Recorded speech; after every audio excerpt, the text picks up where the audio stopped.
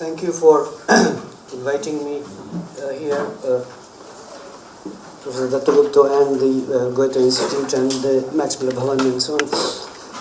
I should admit, or even confess maybe, that I have nowhere else except Kolkata have I received such a warm intellectual welcome. What I'm going to read, I'm afraid I'm going to read out from what I have tried to write down, though of course I will interrupt my reading and talk a bit more informally and so on. So I'll start with a preamble which suggests that an invitation to talk might be appropriate or inappropriate in varying degrees. And I think the invitation to me to give these lectures is a little inappropriate, since I have no training in European philosophy, nor do I know the German language, though I can read and say a few words. However, an inappropriate invitation is surely, in fact definitely, a gesture of kindness, or an invitation to be seduced by the topic. And I would never need the latter, because I already have been seduced by European philosophy. It follows that what I have received is a gesture of kindness.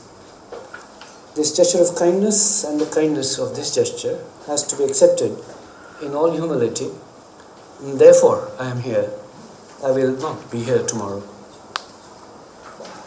What I will try to do is to share my attempt to understand Martin Heidegger's thought as available to me in English, and the manner or style, perhaps even the method of his thinking, the process rather than the product. I will attempt to answer the question how rather than what. How is it possible, in my understanding, for some specific historical individual whose dates you have seen and whose biography you have seen, whose grave you have seen, though Elfriede actually is not there in the grave, it is his brother who's there. It's not his wife, it's his brother. He's buried beside his brother, not his wife. How is it possible, in my understanding, for some specific historical individual named Martin Heidegger to think the way he did, rather than explicate what he thought? Therefore, I will permit myself not to give dates for Heidegger or his books, though I will not always be rigorous about this either. For the same reason, I will not give you some representation of his thinking on some slideshow, often wrongly called PPT. I have presented many things in a slideshow. I'm told I'm good at it, so all the more reason not to do it. It's important for me that we are able to share our time here together, and not in the mode of transmission and reception, but a sharing. Therefore, you can stop and talk to me yourself anytime you feel the need. It seems to me that I cannot ignore the presence of recording devices and the possibility that these might go up on an audiovisual content distribution service website, in this case most likely one that is called YouTube, which is a registered trademark. I'm told it is owned by a software company, sometimes known by the name of Google. I've heard that name being used as a verb. I think we need to be very careful here, but let that be. As I was saying, I'm aware that what I say here is being witnessed by a machine, and it will be produced. It will produce a technological witness for others to examine. So once in a while, I will pretend that that future spectator is already present here, literally, in the camera. I will now request the organizers not to cut these remarks from the material they upload on YouTube. Anyhow, enough of that. You might think I've already lost my path. Like most things, the act of thinking has a history which precedes who thinks. Every thought that occurs in our minds, relatively independent of history, has a history.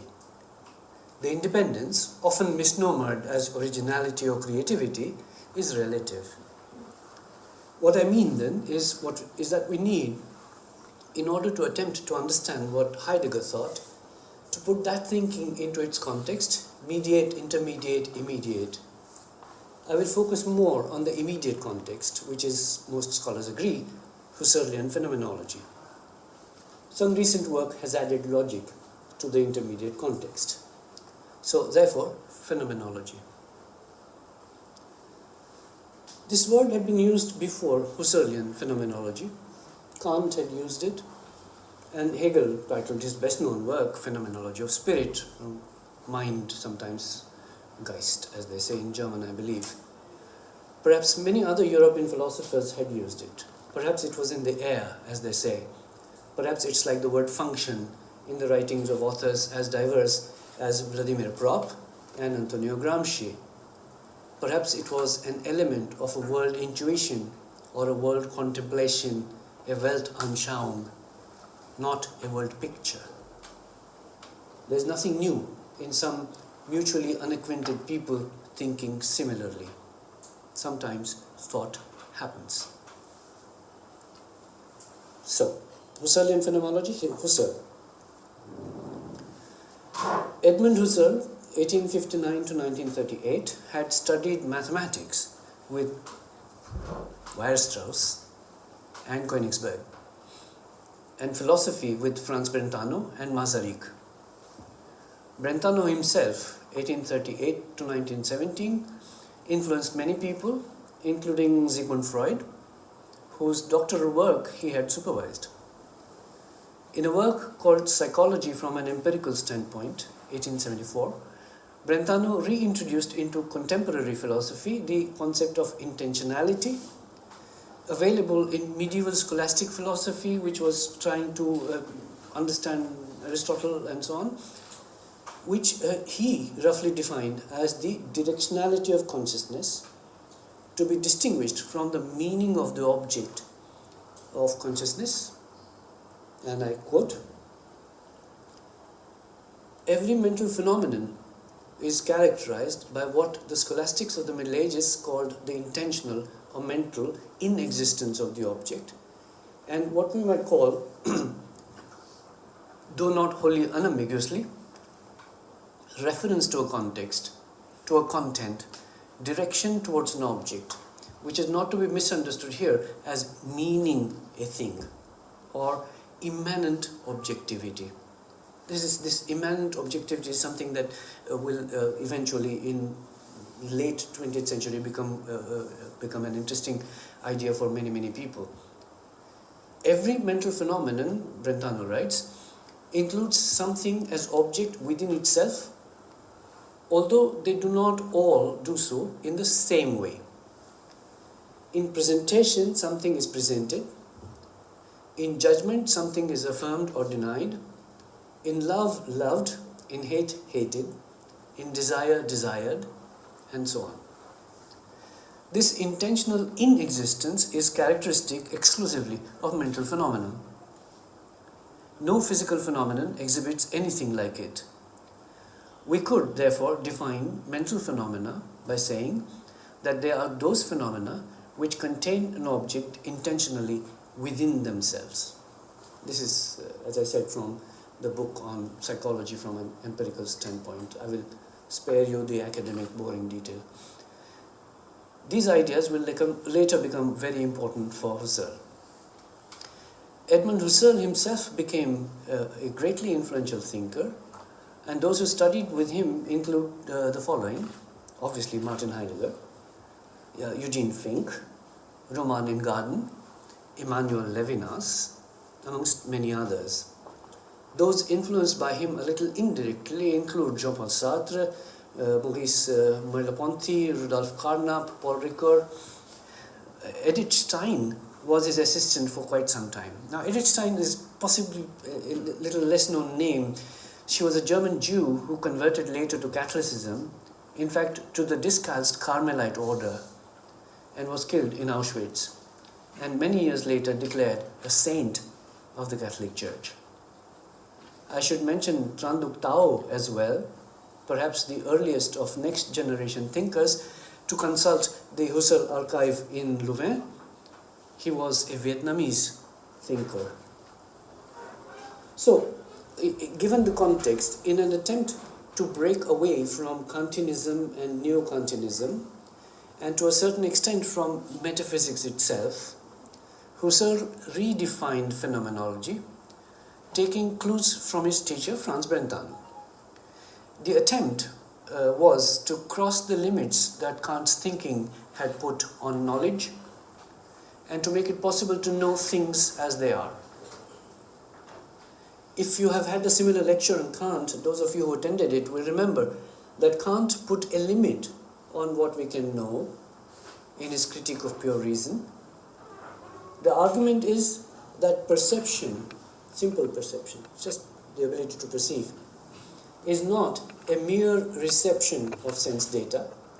We perceive things only after our mind, which comes preloaded with, I think, 12 categories of thought and some faculties as well. It is only after our mind has processed this data, the so-called raw sense data, that we can perceive things. When you see a horse, this is a very famous example, when you see a horse, the image is not formed on your retina, it is formed in the mind. However, there's a flip side which comes almost immediately. Inasmuch as one can perceive things only after the mind has processed them, then those parts of things which the mind did not or could not process, the thing as such, cannot be known. This limit, this finitude, is often seen as the beginning of modern and modernist philosophy, a philosophy of finitude, a little unlike the more or less contemporary popular Enlightenment understanding of philosophy as a plenitude of indubitable knowledge. Husserl's call was back to things themselves, abandoning Kant's phrase, thing as such, already indicating perhaps that everything had to be thought anew and in a more radical way than earlier. His book, Logical Investigations, explored this possibility in 2 large volumes published in 1900 and 1901. Husserl's phenomenology emphasized the directedness of consciousness, which he calls intentionality. This has got nothing to do with I intend to finish my lecture by 4 or 3:30 or whatever, I intend to have coffee then, and so on and so forth. That is closer to willing than to intending, closer to wanting to do something, almost closer to desire, rather than simply having a consciousness of an object towards which consciousness is directed. Intentionality, making it clear that consciousness is always consciousness of something. That also means that it is a relational thing and not an isolate psychological thing. And I'm choosing this word isolate rather than saying isolated, because to say isolated would assume that there was a group from which something is isolated. In his attempt to understand and describe how phenomena appear to us, phenomenology, he also proposed a specific and rigorous method. This method has 2 steps. The first step, called the Phenomenological Reduction, is that of suspending our quote-unquote natural attitude towards the phenomenon under consideration. This is already a very complicated thing because this is not an easy thing to do. Also named by the Greek word epoche and often called bracketing in English, this suspension also involves the suspension or withholding of our belief or disbelief in the existence of the object under consideration. The idea is that only after this can we begin to study how the object appears to us. A further implication is that once we take this step, then we are also free of the traditional debate on the reality or ideality of the object under consideration. We are free of a large chunk of traditional European philosophy from Plato to Kant and even Hegel. This is a long-standing, very long-standing debate in European philosophy, and some people tell me it's there in Indian philosophy as well, if there is something called Indian philosophy. That's a problem, because India has darshan shastras and so on and so forth. They don't necessarily have philosophy in the way Europe has philosophy. So that also has to be taken into consideration while talking about India, which I'm not going to. But in the European tradition, there's a very long, from Plato onwards, there's this debate about ideality and reality and so on. What Husserl's move of suspending the natural attitude and suspending the possible belief or possible disbelief in the existence or reality or ideality of an object allows us to do is simply to suspend that debate as well. So in the same move in which we suspend our natural attitude to an object, we also suspend quite a lot of the philosophical debate that had taken place in the history. This so-called epoche, suspension, abstention, there are many words that Husserl uses to talk about this, suspends emotions and feelings and desires and hates and loves as well. There's a glass of water, well actually there's a bottle of water in front of me, and I'm thirsty. However, what I want to study is how this bottle of water appears to my perception. We're talking about simple perception. We're not talking about understanding anything. We're not talking about philosophizing. We're not talking about anything else, but a very simple idea of being able to perceive this object. That's all really. This is a really elementary, in the good sense of the word, elementary inquiry. Very basic, quote unquote. Later on, Heidegger will use the word fundamental. Right? So this epoche suspends emotions and feelings and desires and hates and loves as well. There's a bottle of water in front of me and I'm thirsty. However, what I want to study is how this glass appears to my perception. Because I want to study that, I have to suspend my natural attitude and think of it differently. I must think what this phenomenon is. Do I have an image of the bottle in my consciousness?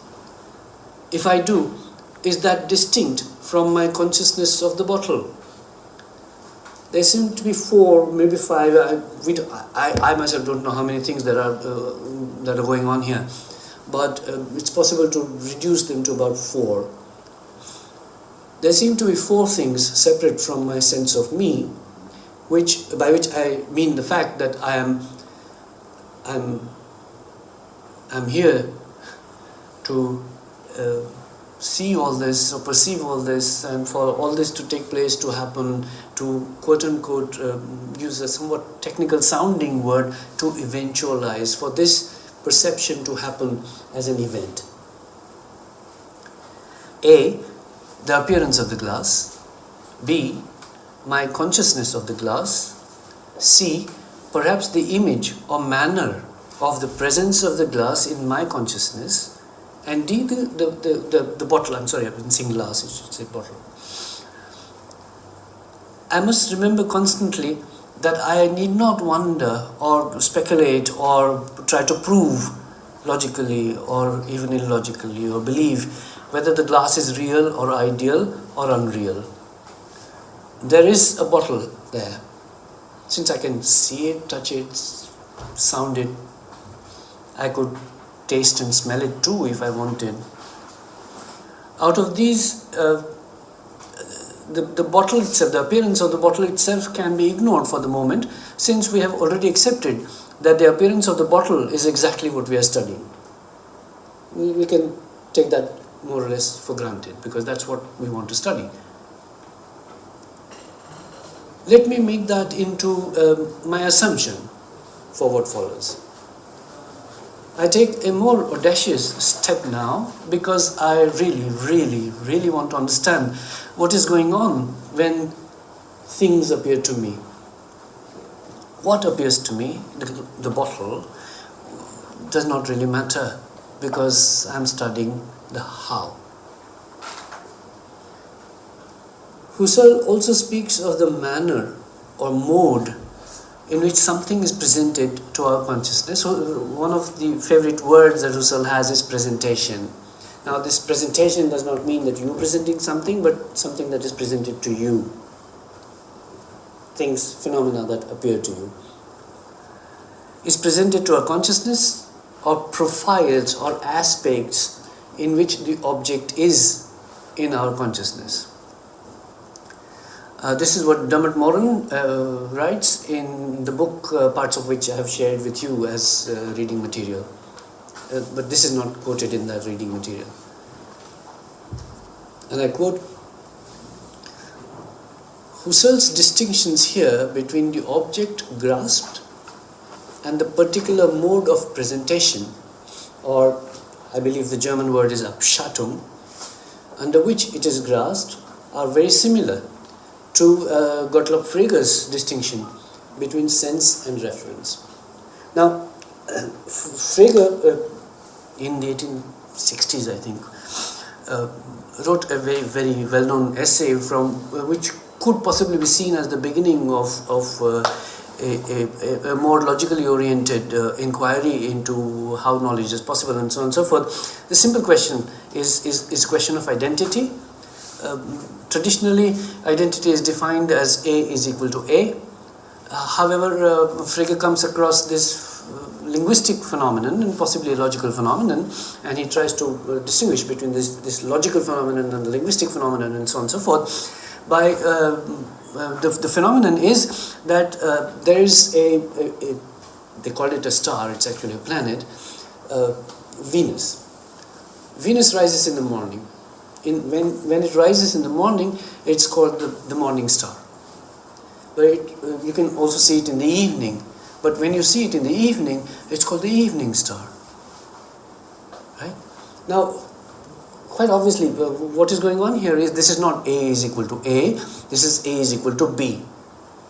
How does this happen? What sense do we make of A is equal to B?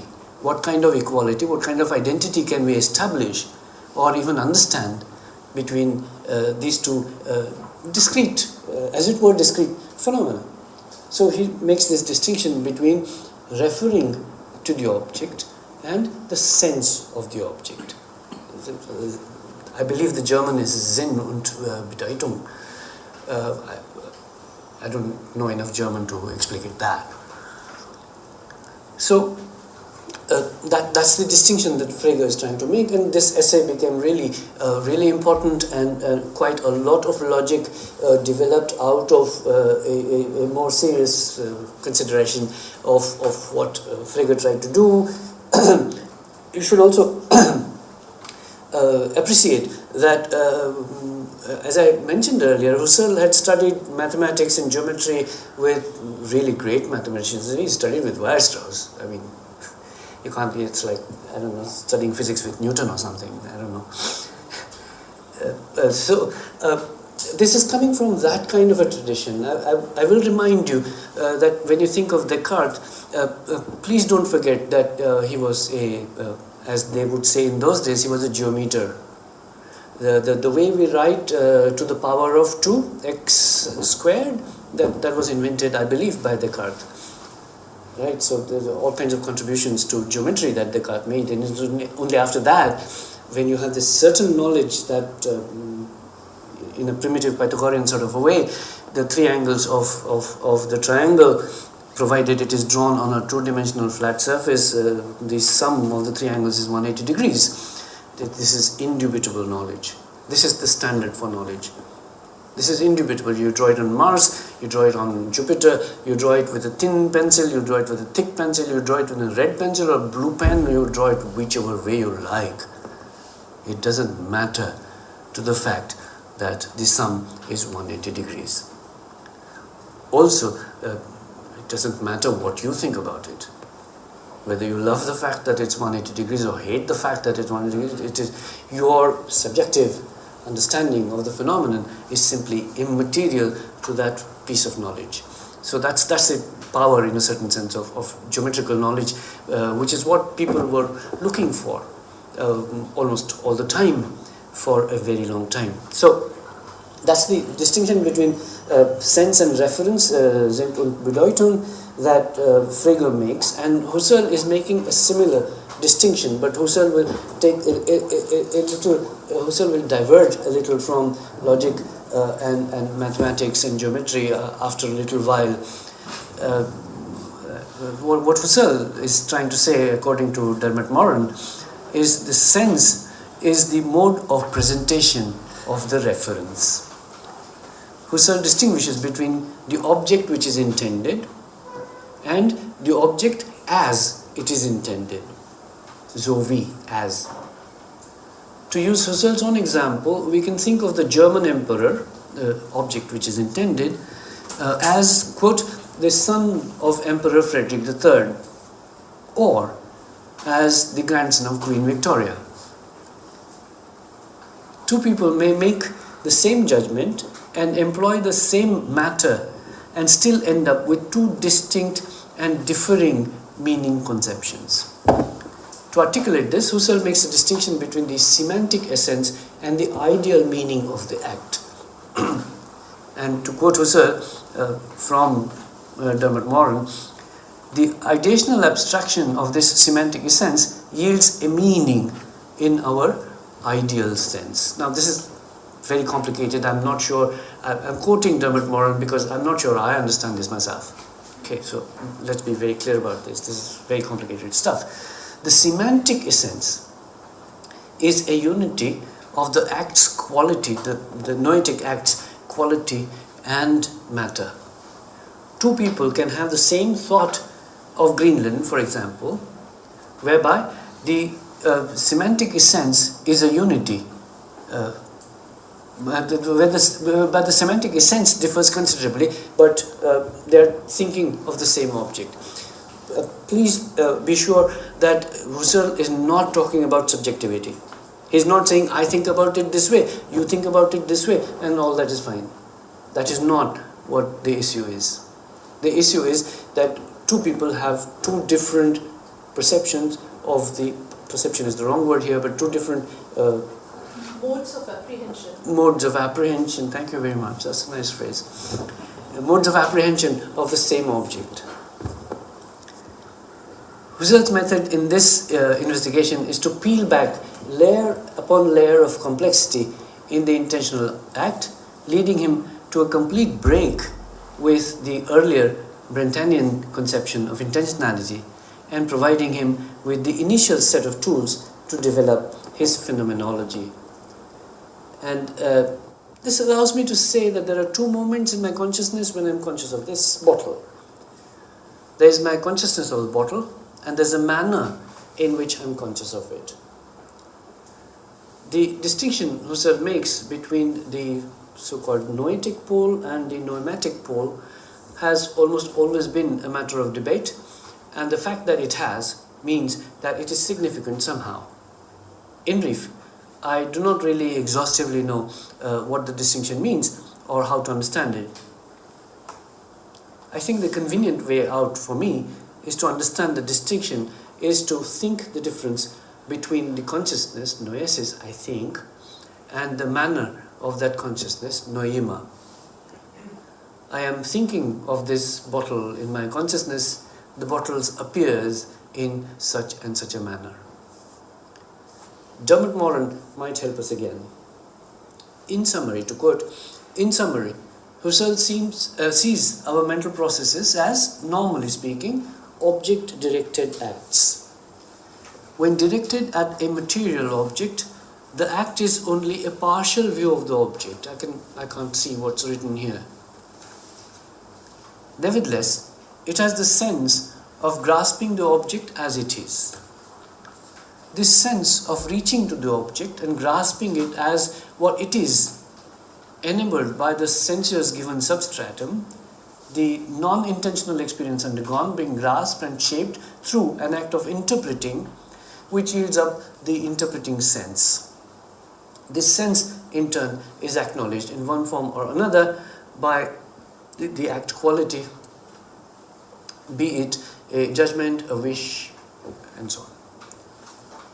Now, the one thing that strikes me just now is that most people think of this description in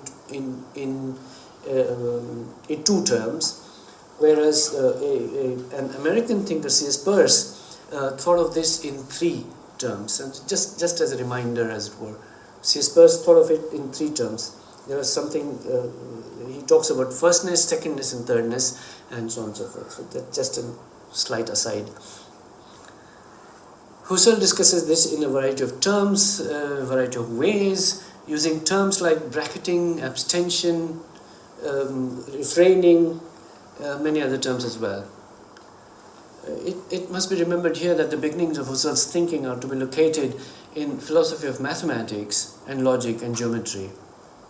In fact, it could be said that a large part of what Husserl thinks is determined by the possibility of mathematical and logical and geometrical knowledge. The fact that mathematical equations like 2 and 2 make 4 make sense with and without any empirical content is what is remarkable and needs explanation. However, we only can start with empirical consciousness, back to things themselves, from the materiality of the world. It's the passage from material empirical perception and consciousness to ideational conceptual knowledge that needs explanation and description. Thus, we get involved in several steps that might seem incompatible, if not contradictory. First, we have an empirical consciousness of some object. Then we have to abstain from believing the object to be true or untrue, existent, non-existent, desirable, undesirable. Then from that empirical perception, we have to arrive at an ideational knowledge independent of it, knowledge of the essence of the object perceived. This is really very complicated. Now, for the last to happen, for us to acquire an essential, the knowledge of the essence of the object perceived, we must take the second step of the method, the so-called transcendental eidetic reduction. Let us remember here the etymological meaning of the word reduction, reducere, to lead again, to lead differently. Thus yet again, the useful meaning of a word will be disabled and new meaning given, that of what Husserl himself calls free variation. What does this mean? There's a bottle in front of me, of which I'm conscious, which means my consciousness has two poles, the noetic and the noematic, the consciousness and the manner of that consciousness. Now what I must do is, for the lack of a better word, imagine free variation. Imagine the bottle to be different. It's transparent. I imagine it to be transparent blue. Then I imagine it to be opaque. I imagine it to be made of steel or glass, and so on. At one point, I imagine it, I happen to imagine, because free variation, I'm not willing it to be doing that, it's a free variation. I imagine it in a way that stops it from being a bottle. It becomes something else, in the sense that it ceases to be a bottle. At that point, I perceive and understand the essence of the bottle, the bottleness of the bottle. I know its essence. Husserl also talks of perception, what he calls presentation, in terms of time. he discusses the temporality of perception in terms of retention and protension, roughly speaking, memory and anticipation. Objects in the past present themselves in a foreshortened manner. We expect objects to reveal their other sides in time if we move them. This is very easily demonstrated. There's a duster, you see the dusting part of it. This is what Husserl actually demonstrated, I believe, once. I turn it. This is happening in time. I turn it, and you remember the parts that are disappearing and the parts that are, you anticipate the parts that are appearing. Right? This is roughly what Husserl has in mind when he says protension, moving ahead, and retention, immediate memory. Objects in the past present themselves in a foreshortened manner. We expect objects to reveal their other sides in time if we move them, or if we move around them. That doesn't make a difference. Husserl talks of immediate present moving into the immediate past as primary retention, and of memory, more specifically, as secondary retention. The notion of primary retention is of great importance because it's almost as if immediate memory, primary retention, is operative in perception itself. It's almost like that.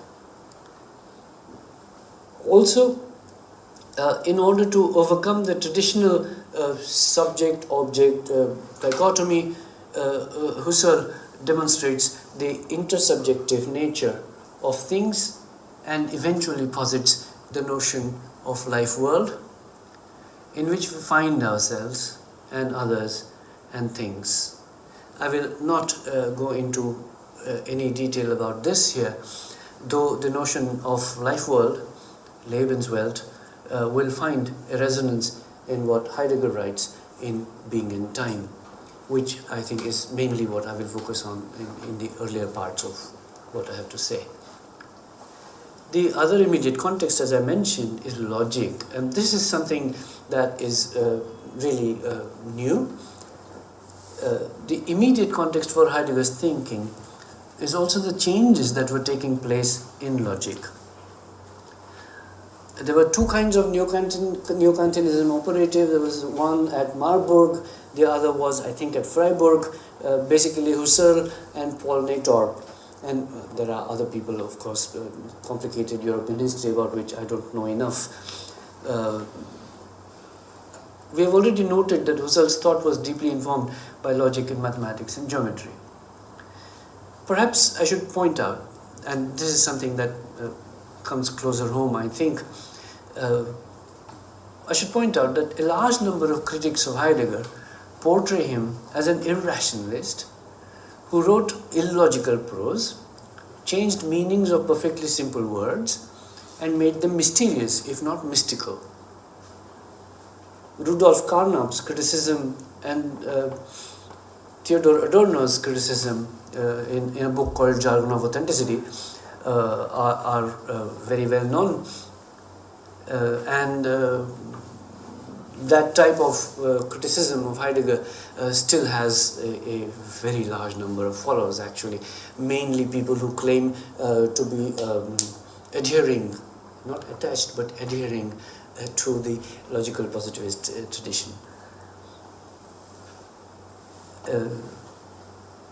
However, most of Heidegger's early writings, 1912 to 1916 definitely, are on logic. In fact, it has been argued that in the main impulse behind the famous Being in Time, there might also be some elements of logic. Greg Shirley writes in his 2020 book, Heidegger and Logic, The Place of Logos in Being in Time, and I quote, "It is ironic, given Heidegger's reputation as an irrationalist, that a survey of his writings from his doctoral to postdoctoral years at Freiburg to the publication of Being in Time, 1926-27, Violet Marburg reveals a continuous and penetrating engagement with logic and logical issues. All of his earliest writings concern logic and suggest that he views transcendental logic as the issue he expects to occupy him for the remainder of his philosophical career. He thought he was going to be a logician. Heidegger maintains this focus through the Husserlian years at Freiburg, 1916 to 1923, and in the Marburg lectures associated with being in time, particularly the lectures from winter 1925-26, summer 1927, and summer 1928. Heidegger's first publication was entitled New Research in Logic, 1912. His doctoral work was called, and this is really important, his doctoral work was called The Theory of Judgment in Psychologism, a Critical Positive Contribution to Logic, 1913. His habilitation, a kind of second PhD that German academics are required to do, was called The Theory of Categories and Meaning in Duns Scotus, 1915. Basically on a text called Grammatica Speculativa, which later turned out to be merely attributed to Scotus, written by Thomas of Erfurt, and so on and so forth. So this, I'm personally finding it this really very informative, this sort of new research in the relationship between Heidegger and logic, because I myself was, in a certain sense, intellectually brought up to believe that Heidegger does not write logically. Right? I was attracted to logic initially, as I will mention later, and so on, but this is, for me, this new kind of research in the early writings, really early writings, before being in time, that is really fascinating, I think. And so finally, Heidegger. I will not talk here of Heidegger's life, since the details are rather easily available on the web, especially, I believe, on the German wiki page on him. A lot of detail is emerging as his correspondence and other papers get published. Neither will I enter into a discussion of his actions after he became a member of the National Socialist Party and was made director and gave what has now become a really infamous speech, talking of one folk, one spirit, and so on. He was a member of the Nazi Party for 9 months. Many thinkers have argued, especially American and French ones, that his putative Nazism can be seen in his philosophical thinking. He did not ever express any regret over his membership. He did not speak even once about the Holocaust, though in an interview to Der Spiegel, the newspaper, he says at one point that only the gods can save us. Gods in the plural, he has a separate understanding of what it means to use that word God, not the Christian God. Those who feel interested in the issue will find a lot of material. I suggest that they also find Jacques Derrida's critique in a book called Of Spirit, where Heidegger for a long time has actually not avoided, but has criticized the understanding of spirit as you find it in Hegel, but when it comes to the rector's speech, he starts speaking of spirit. And of course Derrida has a very detailed textual analysis of what Heidegger does. Therefore, I will leave this question open for us to judge only after we have more historical and biographical information in English. And so, to come to the important text, Being and Time. He published it, his path-breaking work, in 1927. It was translated and published in 1962, It had been earlier translated in 1953, which translation eventually was published by the State University of New York in 1996. I will use the second one, John Stambo's translation. The basic point of departure for the argument in this book is not actually very difficult to understand. We have seen that Husserlian phenomenology attempted to understand and describe how phenomena appear to us. The question to ask here is, how is it that there are phenomena in the first place for them to appear to us? Consider this from another angle. Scientific knowledges like physics and chemistry and biology have answers to many questions, but they are not capable of asking, what does it mean to be? What does it mean that there is electricity and magnetism, and there is the earth and the universe? It is not for them even an area of possible exploration. They are a bit like the mountaineer who was asked, why do you climb mountains? His answer was, because it is there. The same is true of sociology and many other divisions of knowledge. There is, I suppose, a sociology of various groups of existing people, but there is no sociology of existence itself. Thus it seems that the question is really fundamental. All other questions can only come after this one.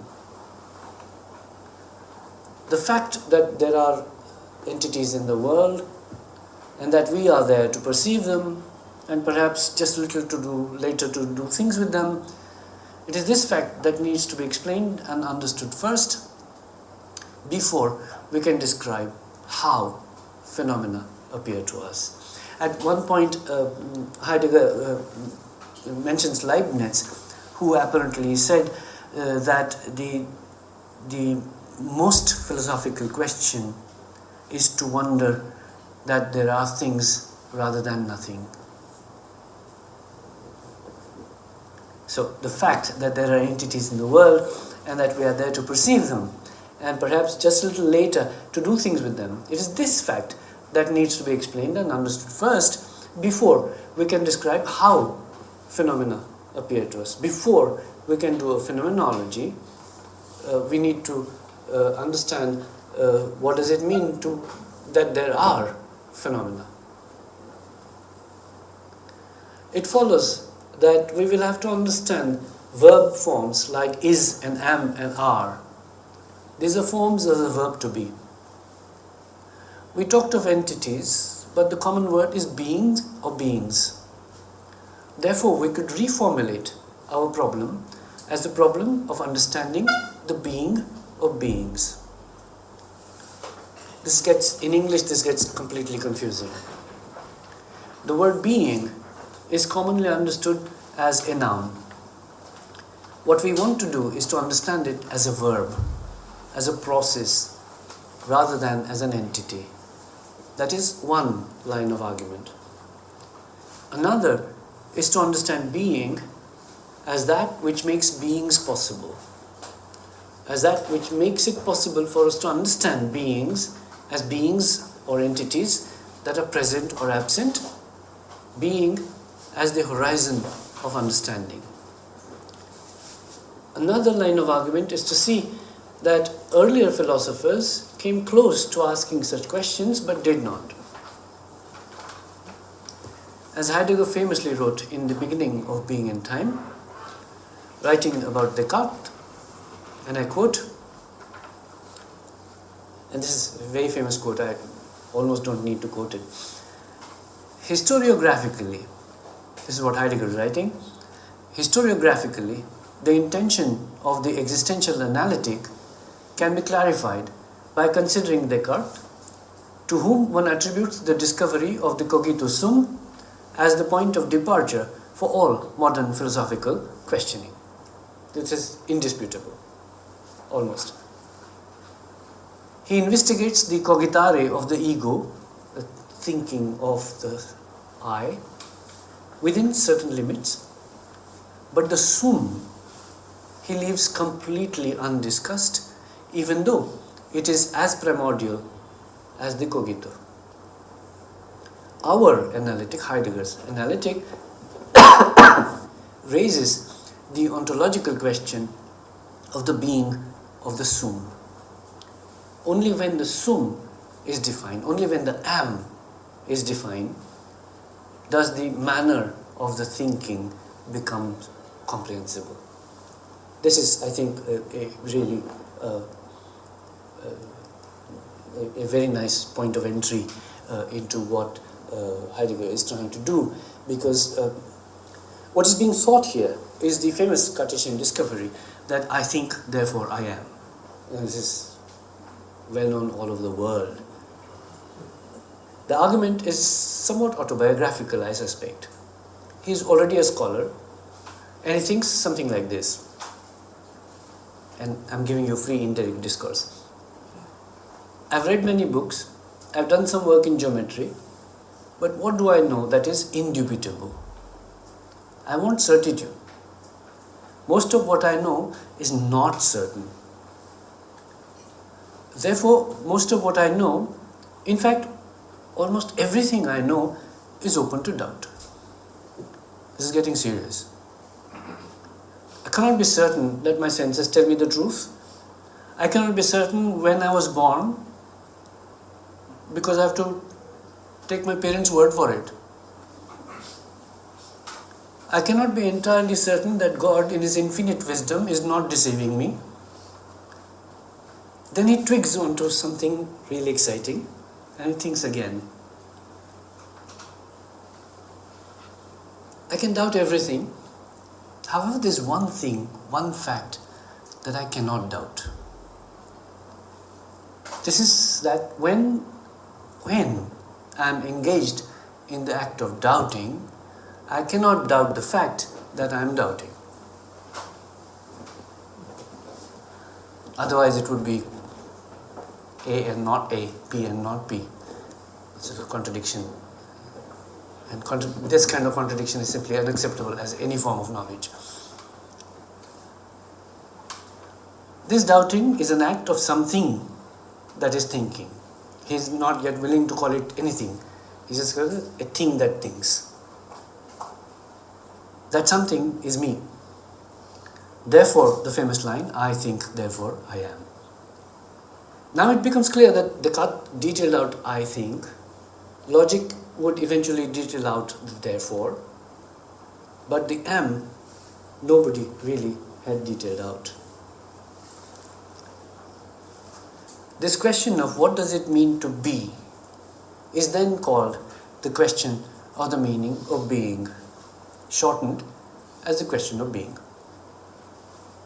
Thus, the oft-quoted beginning of the book, Being and Time, and I quote, this also is really very famous: do we have, in our time, an answer to the question of what we really mean by being? The traditional name for the study of being is ontology, and Heidegger will argue for it. Moreover, he will argue for and attempt what he calls a fundamental ontology. This will be an ontology more radical than traditional ontology, seeking the very bottom fundament of ontology itself. I think at this point we need to ask, why is it necessary to do all this? I know what I mean when I say I'm a teacher of English, or I say I'm X, Y, or Z. I know what I mean when I say we are all there, and you understand what I mean, that we are all present here. There are tables and chairs, sound systems and computers and projectors. This room is in a building, the building is in a town, that town in this world, the world in this universe. These all are. While it is true that we all understand what it means to be, the only answer we are really able to give to any probing question to what we mean is, well, we are all here. That's what it means. obviously, Heidegger's inquiry into the question of being is not going to be derailed or terminated by such an answer. At the same time, in case we are tempted to think that he is an esoteric thinker, elite philosopher, not interested in or even contemptuous of such everyday understanding, it must be noted that he completely accepts the validity of this answer, but states that this is not systematic and almost not philosophical. This is our quote-unquote pre-ontological understanding. We do have some idea about what it means, like we have some idea about many things. This is what we need to build on. We seem to be beings who have some idea of what it means to be. Inanimate things, as far as Heidegger is concerned, inanimate things, or for that matter animals, do not have this understanding. And also, since we also have talked about logic and so on, traditional logic treats the is, the third person present indicative of the verb to be, as a connective, as a copula that connects the subject and the predicate, as in the sentence, I am a teacher. I, teacher, am. Works as a connective, as a copula. Remembering that Heidegger has by this time redirected his interest in logic, we can see that he will criticize traditional logic for reducing such a fundamental question of what does it mean to be to a function of the copula. While thinking about logic and a possible logical treatment of the question, Heidegger begins to understand logos itself, from which the word logic derives, in a new way. Similarly, he will rethink the issue of truth and falsity of logical judgments. And this, I think, is for most Indians who have a certain residual, Anglophilia and love for positivist logical philosophy, this is something that will possibly strike a note. He will rethink the issue of truth and falsity of logical judgments. A logical judgment, which is a statement like there's a bottle on the table and so on, a logical judgment is said to be valid and true if it corresponds to a verifiable state of affairs outside of that judgment, outside of language and logic and grammatical form.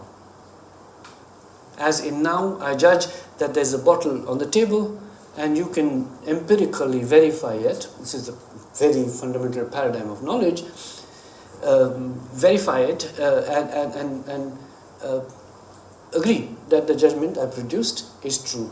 I don't think anybody can deny that there's a bottle on the table here. This is a very powerful conception of knowledge. However, were there no bottle on this table now, you could verify the judgment in the same way and state that it is false. Simple, clear enough. We have knowledge. We have knowledge that there is a bottle. We have knowledge that there is no bottle. Business solved, apparently. This is what Heidegger and many others call the correspondence theory of truth. Heidegger points out that for such judgments to be true or false, there has to be something there in its presence or in its absence. There has to be something, there has to be some phenomenon. Something has to be there in its presence or in its absence. And therefore, it follows again that we need a more fundamental notion of truth than the correspondence theory. Because the correspondence theory of truth seems to be dependent from, or dependent on, to use the correct preposition, whether there is something or not present to us as present or absent. And so it seems to me to turn out that whatever line of argument we take, we seem to end up with the same question. What does it mean that there are things? We have already indicated that the there is not, the absence, is actually predicated on the possibility of there is. I have already indicated that fundamental ontology is meant to go deeper than most other inquiries as can be undertaken in any other kinds of knowledge production. And to repeat, we are not going to go anywhere unless we have a systematic exposition of the fact that there are things and people and the world and the universe. Some terminological points that I need to make at this point in time. So before going further, I should draw your attention to the fact that we're talking of being and beings in English, singular and plural forms, it seems.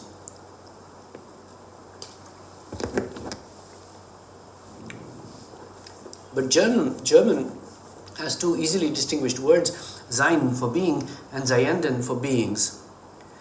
Of the true translations that we have, as Macquarie and Robinson, 1962, John Stambo, 1953, 1996, the first, Macquarie and Robinson, attempts to retain that distinction between sein and Seienden by following the German practice of capitalizing nouns, thus giving us being with B in the capital and beings in the small letters.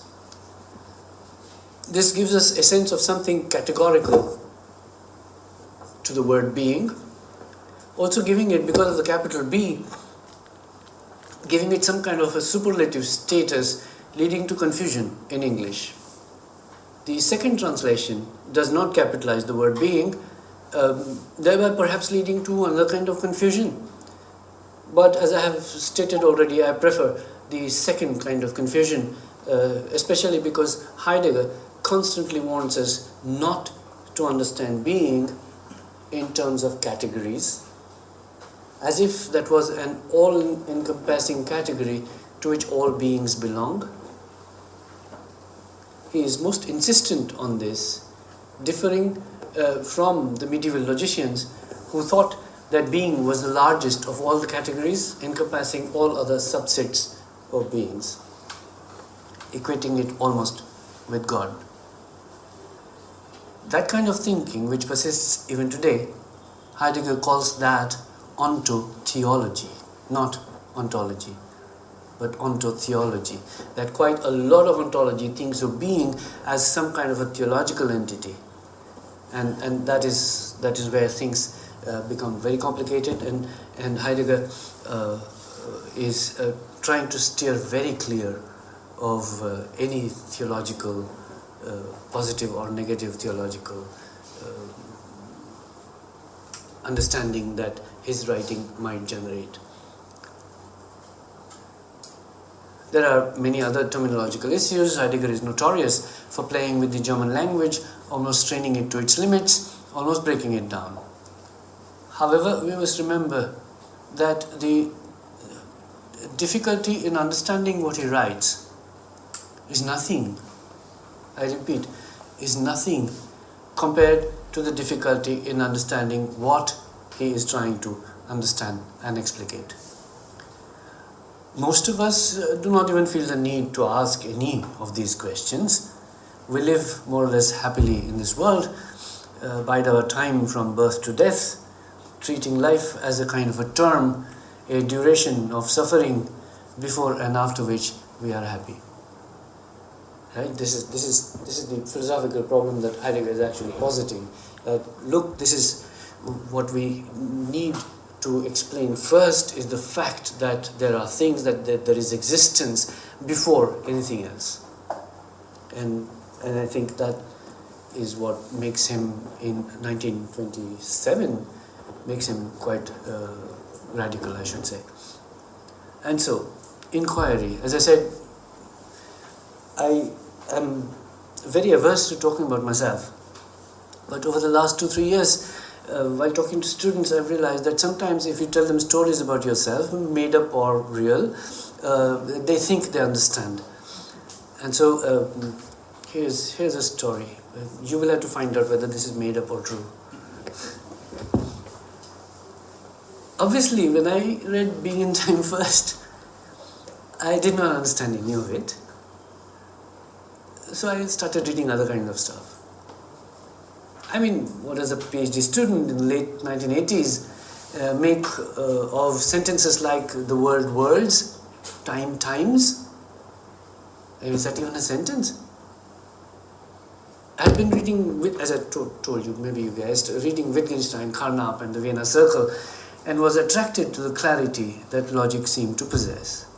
I was interested in referentiality, in how words refer to things. When I say bottle, your attention goes to this bottle or maybe some other bottle. How does that happen? I was also trying to read animal behavior, Konrad Lorenz and Nico Tinbergen and Eibel Leibesfeld. I was reading Anthropology of the Malinowski Variety. I was reading Tolkien, Ursula Le Guin, and a host of other fantasy writers. I was reading The Tao of Physics, for God's sake. I was reading Khosla and other novels by Balchandra Nemade, and what is also now called Dalit literature. I did not have anything else to do. That I was reading these things does not mean anything, because it's not as if I understood any, or that I was a putative scholar. Some of my teachers told me that I was an intellectual butterfly, and I just might become a reasonable journalist. But I wanted to understand why I was there in the library, over and above the scholarship, which gave me a monthly installment of little money. I was reading because, as I said, I had nothing else to do, and I had the money to survive. Everybody who I thought knew more than me had told me that it is a good thing to read.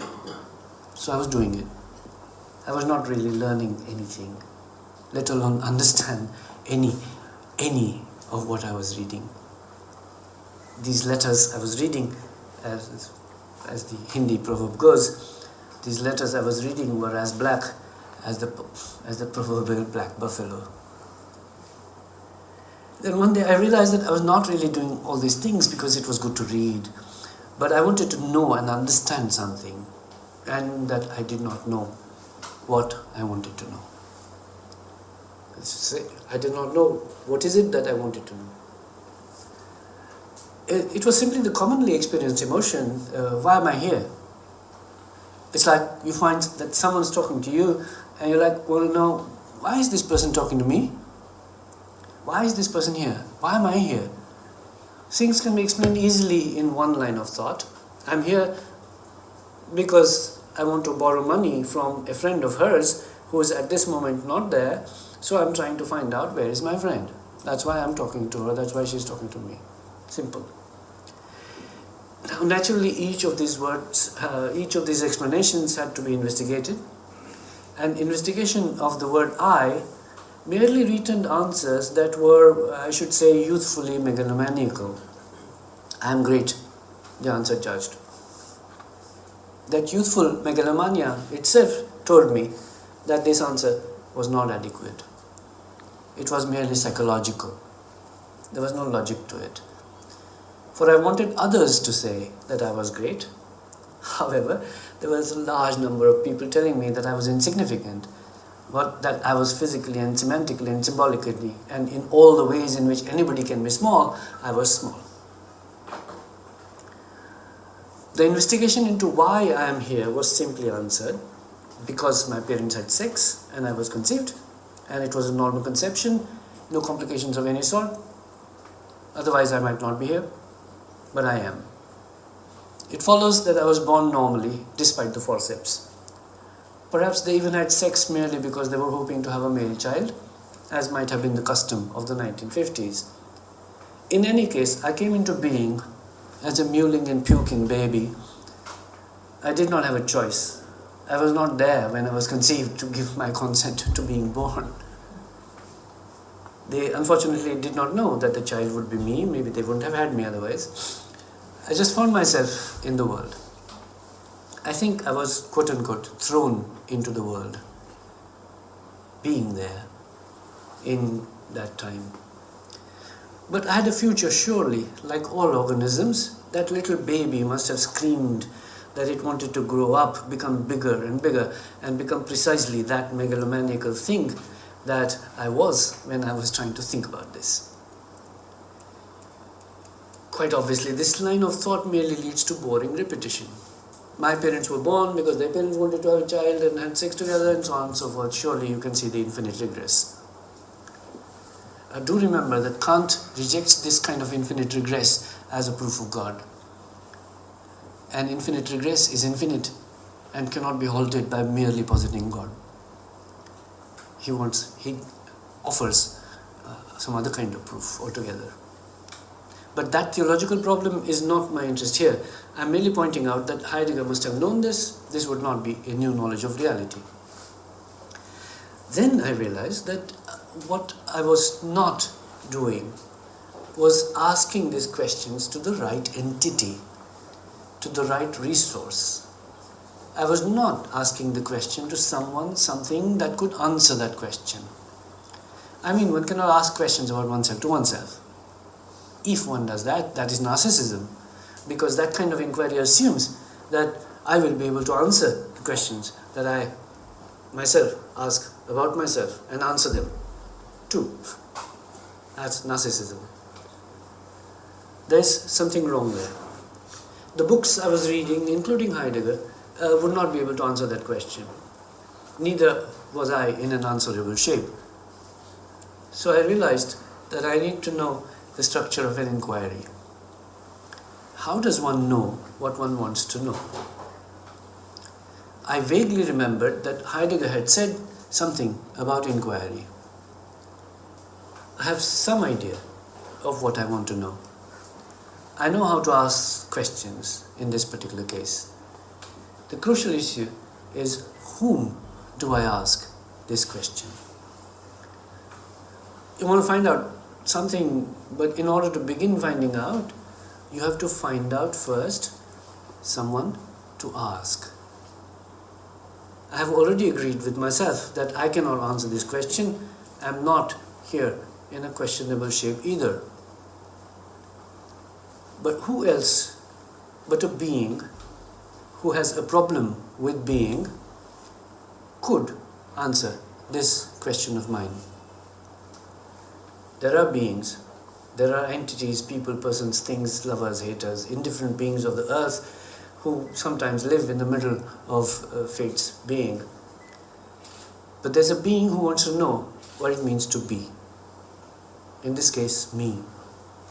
Like the village idiot in Auden's poem. In this case, me. But being me simply means, as we have seen earlier, that I am there. Being there, da sein. And in about 10 minutes we'll take a break. Structure of inquiry then. I wish I could actually read out the whole of section 2 of the introduction to being in time, but we don't really have that kind of time. That will take hours together. So I will abbreviate what is for me a brilliant methodological contribution on par with any of the other major European philosophers. This is what Heidegger writes.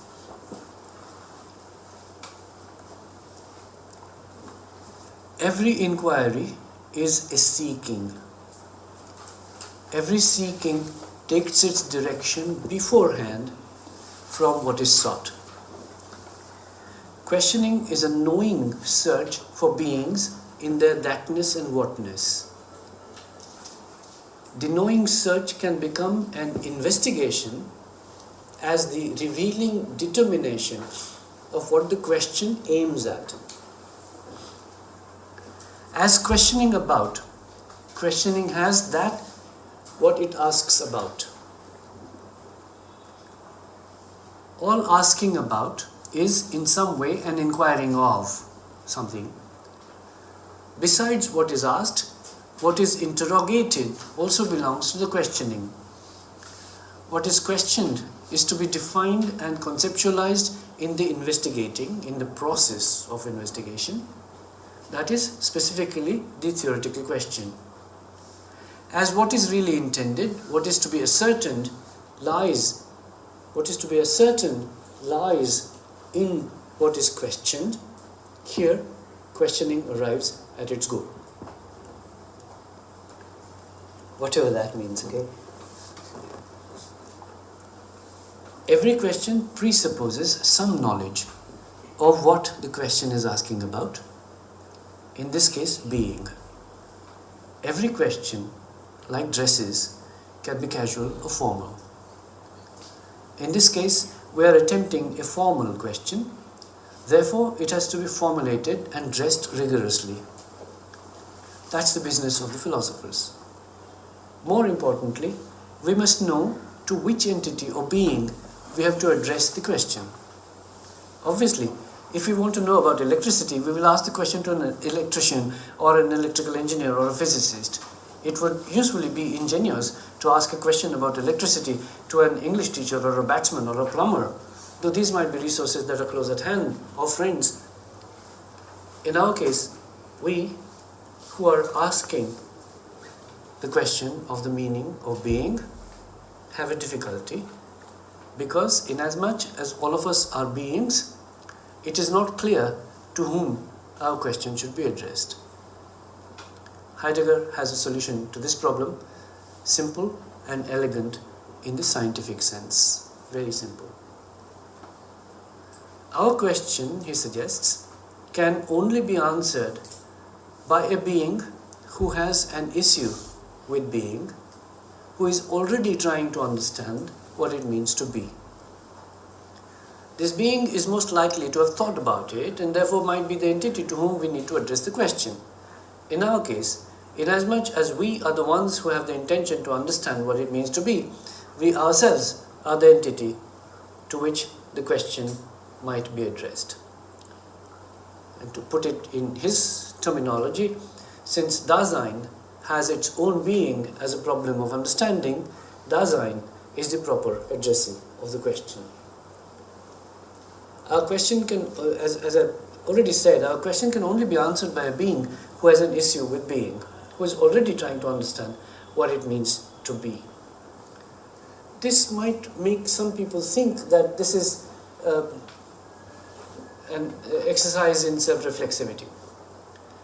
However, Heidegger has another brilliant response, which is to talk of an analytic of Dasein, not some modernist self-reflexivity. Analytic is a term from logic, perhaps first used as a methodologically powerful, significant tool by Immanuel Kant.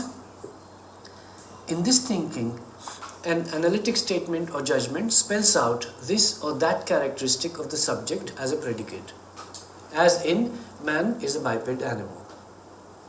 Even if I have seen many one-legged human beings in this world, the judgment holds true, because human beings, by definition, as it were, have two legs. The fact and quality of having two legs is a part of the definition, is included in the definition of what it means, what is a human being. This is basic elementary logical stuff, but this has a lot of implications.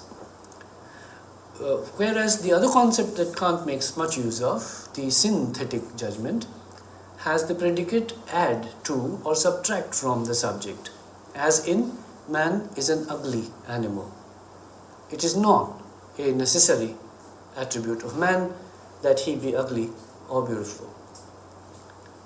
I will not here try to describe the lineage or context of these distinctions, because they just might go back to Aristotle and Greek philosophical thinking about necessity and accident, about essence and accidental attributes and so on, about which I do not really know enough, or for that matter, to what some people call immanent materialism of Deleuzian origin, about which I do not know enough either. Let us adhere to the fact. In fact, let us be attached to the fact that Heidegger calls it an analytic of Dasein, analytic of being there. What are the necessary elements of Dasein that we can understand? And as is the common practice, I'm not going to translate the term Dasein, their being, because that just generates too many complications. It's like some of the English or European philosophical terms. When you try to translate them, you tend to go towards Sanskrit, and that makes it even more difficult to understand than the original European or French or German stuff. So that's not an exercise that I am going to undertake. Being there and not being here. The German da can be and has been often misunderstood as fort, here. What does this mean? Why not here? Why say there being? because our existence is temporal, it happens in time, it takes time. I am here, yes, but where I want to be is there. Thrown, as I've already indicated, thrown, but thrown forward. Also, we find ourselves in a world, we find ourselves in an everydayness, we find ourselves existing with others, we find ourselves moving towards death. We find ourselves in a language. These and other necessary elements will be given full attention in the rest of being and time. Maybe we should take a pause here.